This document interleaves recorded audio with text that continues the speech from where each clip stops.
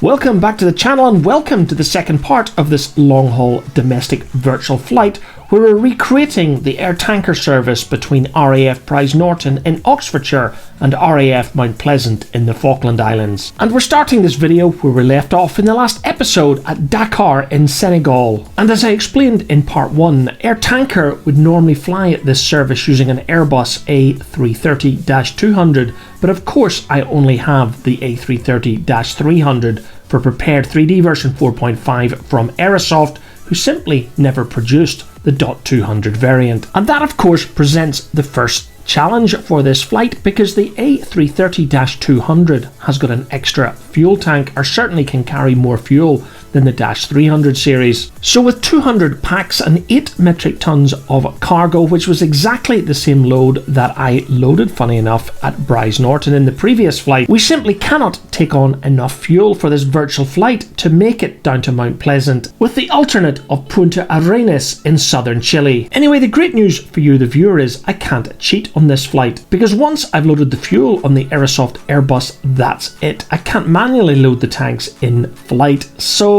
your guess is as good as mine if I'm going to make it down to Mount Pleasant or not. Jumping right into sim brief, we're going to be departing on runway 01 here at Dakar, which was exactly the same runway that we landed on in the previous video. And after making a number of left-hand turns, we'll be heading south across the Atlantic Ocean, skirting the Brazilian coast, before entering Montevideo airspace and then Argentinian airspace before descending towards the Falkland Islands. But the one thing that I do want to say, talking to a friend of mine who's flown this route many times, the flight plan generated by SimBrief is complete rubbish. It simply bears no resemblance to the flight plan in real life. In fact, in real life, this flight plan would take the air tanker A330-200 nowhere near the South American coastline. And of course, the last thing that could happen in real life is an aircraft full of British troops flying over Argentinian airspace. While all the passengers would have remained on the aircraft here while it sat on the ground in Dakar, a new crew would have boarded to take this aircraft down to Mount Pleasant.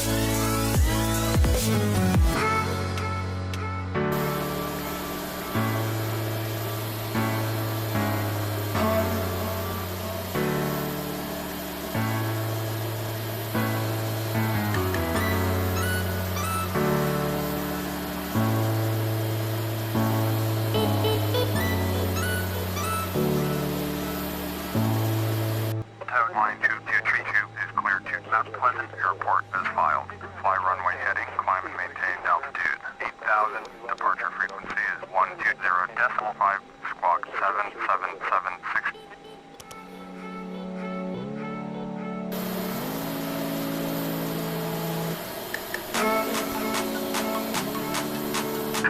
Hello Captain, we are ready for pushback. Locking gear. Departure check completed, bypass pin inserted. Release parking brakes. Commencing push. All engines clear, start at will.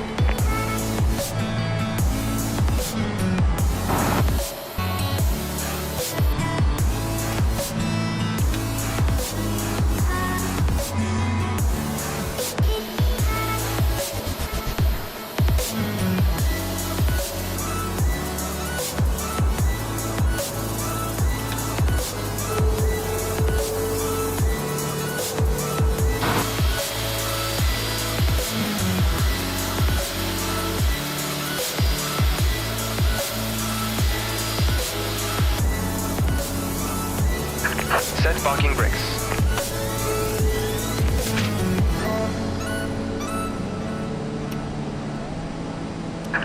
Unlocking gear.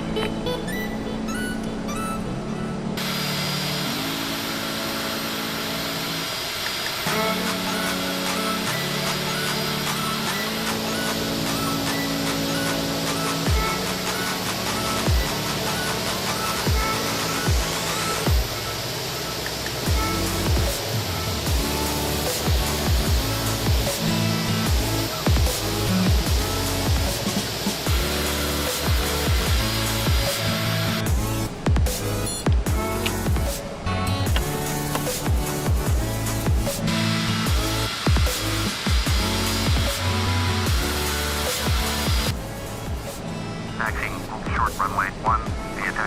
Alpha 2, Alpha 3 Charlie, Charlie 7, to line 2232. As we taxi out to runway 01 here at Dakar, it's time to tell you about the scenery that I've got installed here in Prepared 3D version 4.5. This scenery is from FSDG and it's the FSDG Dakar Lite scenery for Prepared 3D version 4 and above. Because this is a fairly new airport in the real world, it was never a part of the prepared stock scenery. But please remember, guys, that the prepared stock scenery was originally developed for FSX all those decades ago. And if you'd watched the last episode as we pulled off the runway from landing during the first sector down from RAF Brize Norton, you would have heard me ranting about Ultimate Traffic Live and their abject failure to allow new airports to be added to their traffic engine. And what effect this means is brand new airports like here in Dakar, the new airport at Istanbul, and of course the Hamad International Airport at Doha are empty, free of traffic, absolutely no traffic at all if you're using Ultimate Traffic Live, of course. Anyway, my rant about Ultimate Traffic Live over. When we get down to the Falkland Islands, you're going to see free scenery for Mount Pleasant that I downloaded from Avsim several years ago. You'd have seen this scenery when I visited Mount Pleasant in the last series I called Remote Routes, which was published a few weeks ago. But the good news is, for this video, I managed to find the ILS proprietary frequency for the free scenery of RAF Mount Pleasant, but I'll tell you a little bit more about that when we're on our descent for the Falklands, if I make it that far, of course.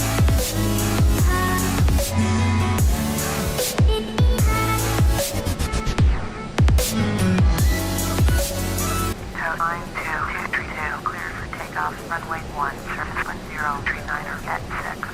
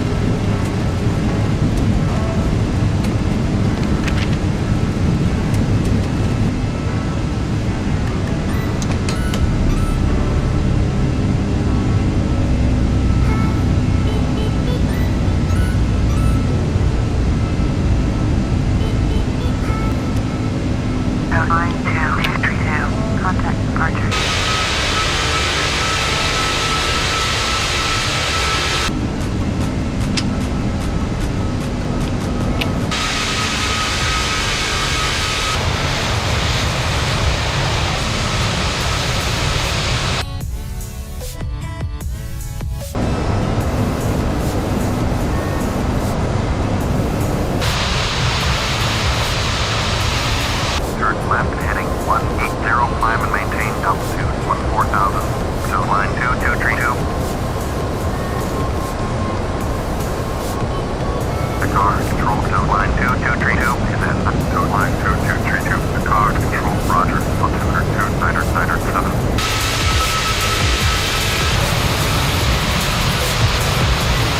In conjunction with the flight simulator and of course SimBrief, it gave us an initial cruising altitude of flight level 320 or 32,000 feet. However, the flight management computer recommended flight level 340 or 34,000 feet for this part of the flight down to the Falklands. So that's exactly what we requested. And if you're wondering why we are using manual vertical speed, it was up until this point of the flight that we were following ATC vectoring rather than the FMC flight plan. However, the good news was we were back on plan at this point of the flight as we headed southwest across the Atlantic Ocean.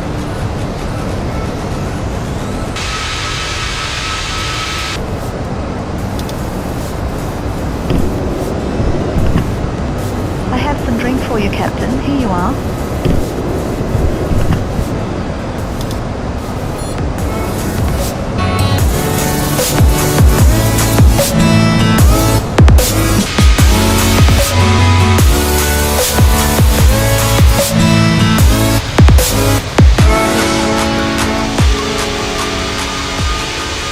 Control 2, flying 2232, climb flight level 380 to line 2232. We encountered more than a few thunderstorms on this route southwest across the Atlantic. However, this particular thunderstorm was pretty severe over the convergence around the equator. So based on the information within the FMC, I took the decision to climb to flight level 380 or 38,000 feet.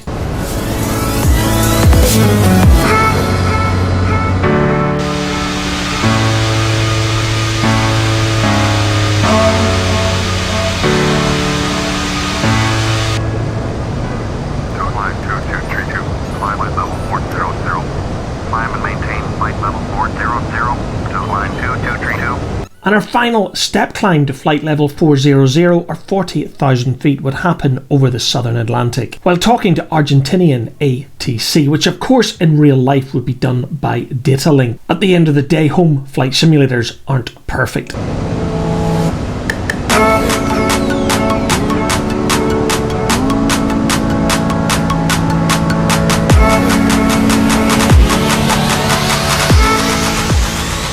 Finally, after what seemed like an eternity, the top of descent appeared in the MFD and the northern coastline of the Falkland Islands came into view. As I've said previously, this is the second of 3 flights we're going to be taking down to the Falkland Islands this year on the channel, because in 2022 we're marking the 40th anniversary of the Falklands conflict in 1982. Later on this year in X-Plane, the real Airbus pilot will be flying non-stop from Hamburg to Mount Pleasant on board a Lufthansa Airbus A330-300 in what was an ultra-long-haul special flight. Anyway, back to today's flight. We're going to be vectored towards runway 28 here at Mount Pleasant. And if you remember from the flight that I took to Mount Pleasant from Punta Arenas a few weeks ago, I had to make a completely manual landing because I couldn't get the ILS frequencies to tune. The Navigraph charts from Jefferson were showing an ILS frequency of 111.9. However, after I checked the frequencies in the Freeware scenery that I'm using for Mount Pleasant, I found the ILS frequency to be 109.9 and not 111.9. The inbound course was still 282, and after manually programming this into the FMC, I was all set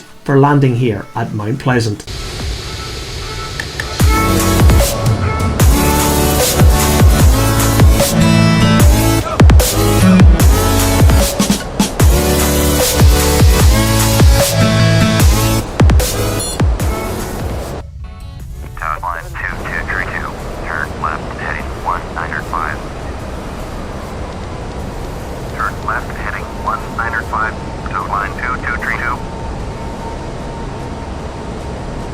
The airfield we're about to overfly is Port Stanley, and of course this airport became famous in 1982 after being bombed by the British in one of the last live sorties ever flown by the Falcon bomber, the very same Falcon bomber that you can see today at East Fortune in Scotland at the Museum of Flight.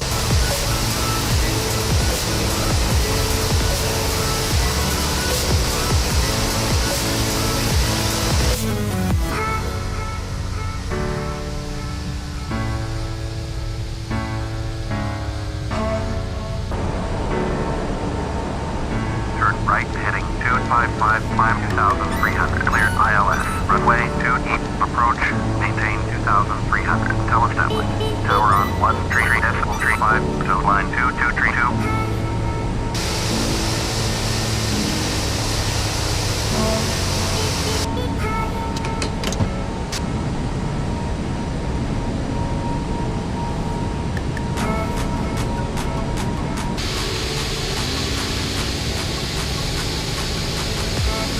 Approaching 28.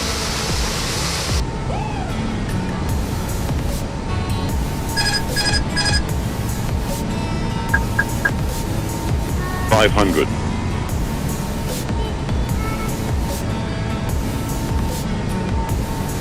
400.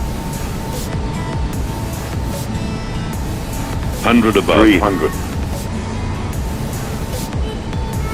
Minimum 200.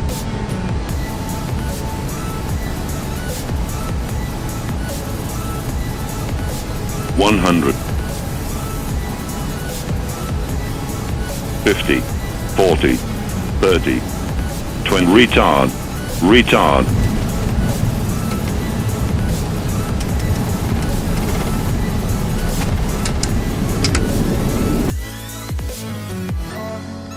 Welcome back to Mount Pleasant in the Falkland Islands. So as I get the aircraft cleaned up for the short taxi to the stand, it's time to tell you that the next video will be going to somewhere much warmer in the Caribbean, and we'll be taking that flight on board the awesome PMDG 777-300ER in what will be the last in our long-haul domestic series. So as we taxi up to the stand, all that remains for me to say is thank you very much for watching, and wherever you're flying in your virtual world, don't forget to fly safe.